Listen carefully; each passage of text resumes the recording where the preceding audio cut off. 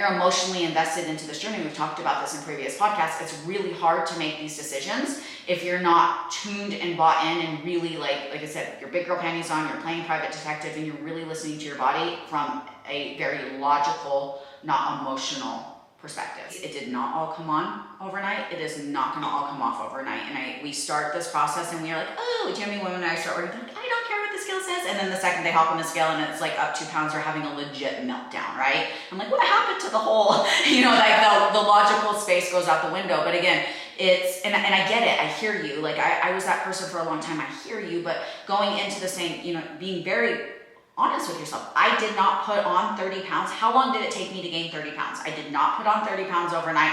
I am not going to take it off overnight. The scale, there is going to be weeks where the scale does not move, but just because the scale it's not logical and it doesn't work this way. The scale doesn't go down every week, and hell, it doesn't go down every day, and hell, it doesn't go down every week, right?